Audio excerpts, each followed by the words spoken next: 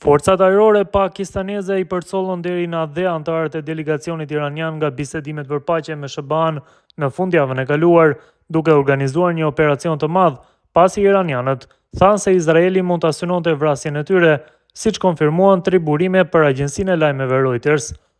Pakistani dislokoi rreth 20 aeroplane përcjellje, si dhe sistemin për kontroll dhe paralajmërim ajror për vëzhgimin ajror për ta garantuar sigurinë e kthimit të delegacionit nga Islamabadi në Teheran, thanë 2 burime pakistaneze me një uri rreth operacionit. Njëri burim shtoi se mbrojtja e ngjashme do të ofrohet edhe për bisedimet e reja, nëse iranianët e kërkojnë atë, në të kundërt aeroplanët pakistanez do t'i presin ata në hapësirën ajrore të Pakistanit. Një burim I tretë I përfshirë në bisedime tha se këto masa ishin duke u përgatitur para një raundi të ri bisedimesh që pritet të zhvillohet këtë fundjavë mes Iranit dhe SHBA-s. Megjithatë, një diplomat rajonal I njoftuar nga Teherani tha se Pakistani këmbgul në ofrimin e përcjelljes, pasi delegatët iraniane kishin ngritur mundësinë hipotetike për një kërcënim izraelit.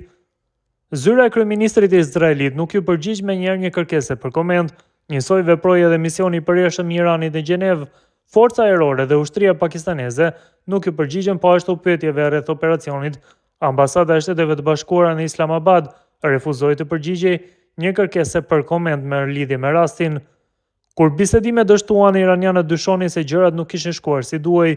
Dyshimi I tyre ishte se mund të vijeshin në shënjestër, tha një burim I sigurisë. Ky ishte një mision masiv operues, nëse e shihni nga këndvështrimi I një piloti, po e merrni përgjegjësinë për një delegacion që po vjen për bisedime, po e jepni mbulim nga ajri, keni aeroplan luftarak të fuqishëm që t'i kundërvjen çfarë do lloj kërcënimi, theksoi burimi.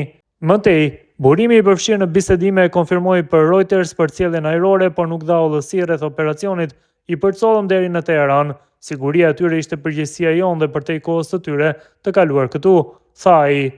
Një zyrtar tha se në misionin e së dielës u përfshin aeroplan luftarak kinez të tipit J-10 që I përkasin ushtrisë së Pakistanit, të cilat janë më të avancuarit në flotën e forcave ajrore pakistaneze.